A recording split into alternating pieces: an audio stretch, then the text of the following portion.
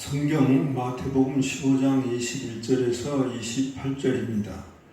예수께서 거기서 나가사 두로와 시돈 지방으로 들어가시니 가나안 여자 하나가 그 지경에서 나와서 소리질러 이르되 주 다윗의 자손이여 나를 불쌍히 여기소서.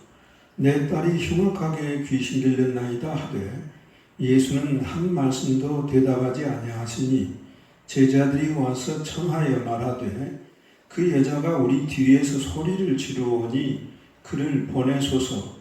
예수께서 대답하여 이르시되 나는 이스라엘 집에 잃어버린 양 외에는 다른 데로 보내심을 받지 아니하였노라 하시니 여자가 와서 예수께 절하며 이르되 주여 저를 도우소서. 대답하여 이르시되 자녀의 떡을 취하여 개들에게 던짐이 마땅하지 아니하니라. 여자가 이르되 주여 올소이다마는 개들도 제 주인의 상에서 떨어지는 부스러기를 먹나이다 하니 이에 예수께서 대답하여 이르시되 여자여 네 믿음이 크도다. 네 소원대로 되리라 하시니 그때로부터 그의 딸이 나으니라. 아멘.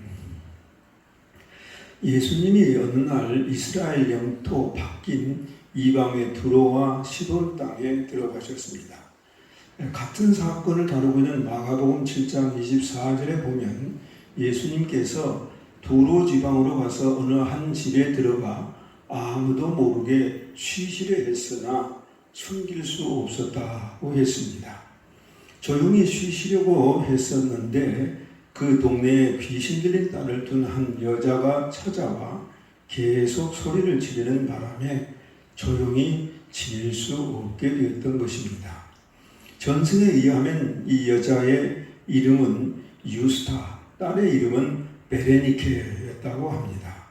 이 여자는 흉악하게 귀신 들려 고통하는 딸을 두고 있는 처지여서 어떻게든 예수님께서 자기 딸을 고쳐주시도록 해야겠다는 결심을 하고 와서 예수님께 부르짖었고 마침내 고침받았다는 것이 오늘 본문의 이야기입니다.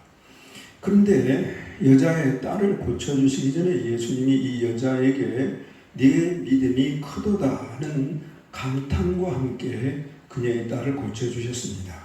예수님을 감탄케 한 이 여자의 믿음은 어떤 믿음이었는지 그 특징을 생각해보고 우리 모두 이런 믿음의 소유자들이 되기를 소원합니다. 첫째, 이 여자의 믿음은 예수님에 대한 올바른 이해에 근거한 믿음이었습니다. 여자는 예수님을 향해 주 다윗의 자손이여 라고 소리질러 외쳤습니다. 여기서 다윗의 자손이라는 칭호는 다윗의 자손으로 오시기로 예언된 메시아를 의미하는 칭호였습니다. 마태복음 1장 1절에 보면 예수님의 출생 계보를 기록하면서 아브라함과 다윗의 자손 예수 그리스도의 계보라 했습니다. 예수는 다윗의 자손으로 오신 그리스도 메시아라는 것입니다. 메시아는 구원자를 의미하는 히브리어이고 그리스도는 같은 뜻을 가진 헬라어로 인류 구원을 위해 하나님께로부터 기름 부음을 받은 자, The Anointed One이라는 문자적 의미를 가지고 있습니다. 따라서 여자가 주 다윗의 자손이여 라고 소리쳐 외친 것은 예수님은 나에게 무엇이든 하실 수 있는 나의 주인이요 나의 구원자라는 확신을 보여준 것이라고 하겠습니다. 이러한 확신은 여자가 예수님께 말을 할 때마다 주라는 말로 예수님을 부르고 시작하는 데서도 알 수 있습니다. 곧 22절에 주 다윗의 자손이 나를 불쌍히 여기소서, 25절에 주여 저를 도우소서, 27절에 주여 올소이다마는 그것입니다. 예수님을 향해 주 다윗의 자손이여라고 소리치는 여자의 외치면은 예수님은 나를 나의 모든 처지에서 구원해 주실 나의 구원자, 나의 주관자라는 진실된 고백과 간절한 소원이 담겨 있다고 하겠습니다. 둘째, 이 여자의 믿음은 자신에 대한 올바른 이해에 근거한 믿음이었습니다. 물론 이 여자의 자신에 대한 이해는 예수님에 대한 이해로부터 나왔으며 그랬기에 자신에 대한 이해 또한 올바른 이해였다고 하겠습니다. 여자가 예수님 앞에서 자신을 어떻게 이해했는가 하는 것은 여자가 예수님께 했던 세 번의 말 속에서 추정해 볼 수 있습니다. 첫 번째 말은 여자가 소리지르며 하는 말로서 주 다윗의 자손이여 나를 불쌍히 여기소서. 이것은 자신은 예수님께 불쌍히 여김을 받아야 할 불쌍한 존재라는 것입니다. 두 번째 말은 여자가 예수님께 반복해 절하며 하는 말로서 주여 나를 도우소서입니다.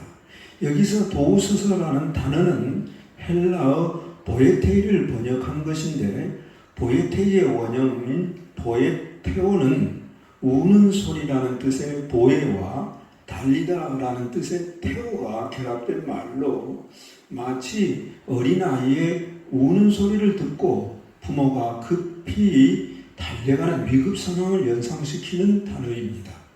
119 구급차가 사이렌을 울리는 그 비상 상황을 알리면서 주행하는 것과 같은 급박한 상황에 비유될 수 있겠습니다. 이것은 여자가 자신은 주님께 실피 도움을 받아야만 하는 존재라는 것을 보여주고 있습니다. 여자가 예수님께 했던 세 번째 말은 주여 올소이다마는 개들도 제 주인의 상에서 떨어지는 부스러기를 먹나이다 했습니다. 이 말은 자녀의 떡을 취하여 개들에게 던짐이 마땅하지 아니하다는 예수님의 말씀을 듣고 여자가 한 말이었습니다. 여기서 개라는 말은 당시 이스라엘 백성들이 아닌 이방인들을 부를 때 사용하던 말로 이방인들을 한낱 개처럼 취급했던 멸시, 피하의 뜻이 담겨 있었습니다. 여자는 자기들을 멸시했던 이스라엘 사람들을 예수님이 말씀하신 대로 자신의 주인으로 그리고 자신을 그들의 개로 받아들인 것입니다. 받아들이되 기분 나쁘게 받아들인 것이 아니라 그들의 상에서 떨어지는 부스러기를 먹을 수 있다는 점에서 일종의 행복한 개로 받아들이고 있는 것입니다. 주의 장막을 사모하는 가운데에 그곳에 둥지를 틀고 보금자리로 삼고 있는 참새 제비와 같은 미물을 부러워하는 시편 84편 기자의 심정을 여기에 비교해 볼 수 있겠습니다. 여자의 이런 자기 이해는 귀신 들린 딸을 바라보는 가운데 생긴 심리 상태를 반영하고 있다 하겠습니다. 여자의 딸은 22절 말씀대로 귀신이 들려도 아주 흉악하게 들려 그 증세가 너무 비참했습니다. 정신적, 육체적으로 흉악한 모습은 아마도 마가복음 5장에 더러운 귀신 들린 사람이 쇠사슬, 쇠고랑으로 묶어놔도 이를 깨뜨리고 뛰쳐나가 무덤들 사이에서 밤낮 소리지르며 자기 몸을 상하게 했던 흉악한 모습을 연상시킵니다. 이 여자는 자기 딸의 흉악한 모습을 바라보면서 어쩌면 그것이 자기 때문에 그렇게 된 것이 아닌가라고 생각했을 수 있습니다. 또 딸의 모습을 통해 자기를 더 깊이 들여다볼 수 있게 되었을 수 있습니다. 딸의 흉악한 모습이 어쩌면 엄마인 자기 내면에 드러나지 않은 숨은 모습이 아닐까도 생각했을 수 있습니다. 이것은 신자인 우리가 성령의 충만을 받고 성령을 따라 생각하고 말하고 행동하지 않으면 우리 내면에서 일어나는 것들이 하나님 앞에서의 흉악하게 귀신 들린 자의 모습과 다를 바 없다는 사실에 비교될 수 있습니다. 어쨌든 흉악하게 귀신 들린 딸의 모습을 통해 자신의 깊은 내면 성찰에 들어간 여자는 자신과 자신의 딸을 따로 나누어 생각할 수 없게 되었고 귀신 들린 딸과 자신을 동일시하는 상태에 이르렀다고 하겠습니다. 이것이 그녀의 딸에 대한 더 강렬한 사랑으로 이어졌고 그녀의 마음을 더 절박하게 만들었으며 이런 심정이 여자의 말 속에 묻어나오고 있습니다. 이 여자가 22절에서 예수님께 내 딸을 불쌍히 여기소서 하지 않고 나를 불쌍히 여기소서 했으며 또 25절에서 내 딸을 도우소서 하지 않고 저를 도우소서라고 한 것이 그것입니다. 여자의 외침에 대해 예수님은 처음에 한 말씀도 하지 않으심으로써 여자에게 애써 외면하시는 듯 했습니다. 여자는 계속 소리를 질렀습니다. 제자들이 듣다가 참지 못하고 예수님께 말씀드렸습니다. 그 여자가 우리 뒤에서 계속 소리를 지르고 있는데 포기한 여자 같지 않습니다. 그러니 고쳐서 보내십시오. 그러자 예수님이 입을 여셨습니다. 나는 이스라엘 집에 잃어버린 양 외에는 다른 데로 보내심을 받지 아니하였도다. 여자는 이스라엘 사람이 아닌 이방 여자였기 때문에 예수님의 이 대답은 여자로 더 이상의 희망이나 기대를 가질 수 없게 하는 대답이었습니다. 하지만 이 여자는 포기하지 않았습니다. 포기하기는 그냥 25절에 보면 예수님께 더 가까이 와서 예수님께 엎드려 절하면서 주여 저를 도우소서라는 긴급 구조신호와 같은 구조신호를 보낸 것입니다. 어떻게 그렇게 할 수 있었을까요? 그것은 예수님께서 말씀은 그렇게 하시지만 예수님의 속마음은 그렇지 않으시다는 것을 알았기 때문이라고 하겠습니다.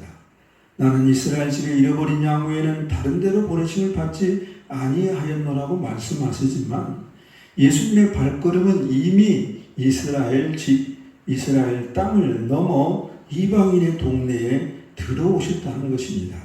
예수님이 경계를 넘어오셨기 때문에 여자 자기도 예수님이 말씀하신 그 경계를 넘어가서 예수님께 더욱 간절히 다가가고 있는 것입니다. 이 여자를 통해 배울 수 있는 것은 모든 한계, 장벽을 뚫고 이 세상 나에게 성육신 하셔서 오신 예수님의 은혜를 생각하면 기도하며 예수님께 나갈 때 내가 뚫고 돌파하고 나가지 못할 그런 장벽, 한계가 없다고 보겠습니다. 그렇게 도와달라는 여자의 애원에도 불구하고 자녀의 떡을 취하여 개들에게 던짐이 마땅하지 아니하니라는 예수님으로부터의 거의 절망적인 응답을 들었지만 여자는 그것을 돌파할 수 있었습니다.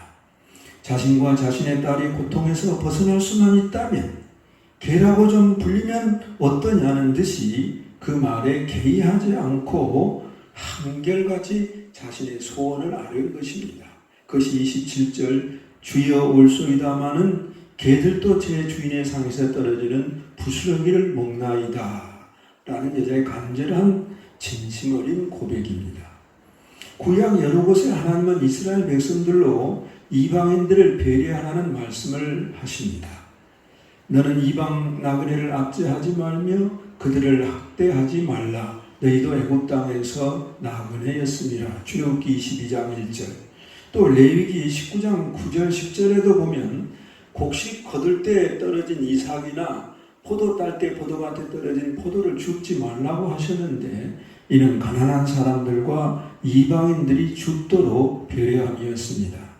이방인들 배려하는 하나님의 말씀 속의 긍휼은 하나님의 말씀으로 오신 예수님의 마음속에 분명 있었을 것이고 이것을 여자의 간절한 마음이 감지했다고 하겠습니다. 또 이 여자의 말 속에서 느낄 수 있는 것은 주님의 은혜를 지극히 소중히 여기는, 은혜의 작은 부스럭이라도 소중히 여기는 마음입니다. 예수님에게서 나오는 은혜의 작은 부스럭이라도 소중히 여긴다는 것은 이 여자가 마음으로 예수님 자신을 정말로 소중한 분으로 여기고 있음을 보여준 것입니다. 여자의 이런 마음이 마침내 예수님의 마음에 큰 감동을 주었습니다.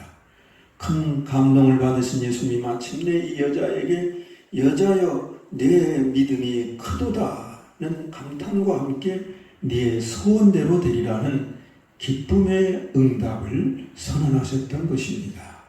예수님이 크다고 하는 것은 정말로 큰 것이고 양적, 질적 모든 면에서 큰 것입니다.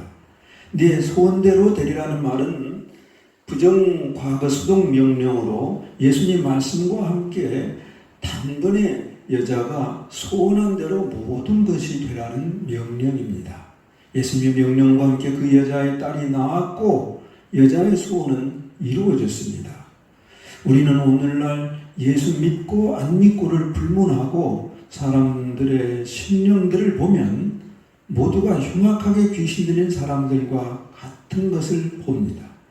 마치 예수님께서 어떤 사람에게서 귀신이 나갔다가 물 없는 곳을 찾지 못하며 자기가 나온 사람의 마음에 다시 들어갈 때 혼자 들어가는 것이 아니라 자기보다 더 악한 귀신 7을 데리고 함께 들어감으로써 이 사람의 나중 형편이 처음 형편보다 더 심하게 되었다는 예수님의 말씀과 같은 이런 악한 세대 속에 우리가 살고 있습니다. 이런 세대에 필요한 믿음은 바로 이 가난한 여자와 같은 믿음입니다. 큰 믿음, 모든 한계를 뛰어넘고 돌파하는 믿음, 주님을 소중히 여기고 주님께로부터 나오는 은혜의 부스러기조차도 소중히 여기는 마음, 아무리 흉악하고 음란하고 불신과 패역의 세대라도 주님의 은혜로 치료될 수 있다는 믿음, 주님을 감탄케 하는 믿음이 필요한 시대입니다. 우리 모두 가나안 여자를 통해 이런 믿음의 사람들이 될 수 있기를 간절히 소원합니다.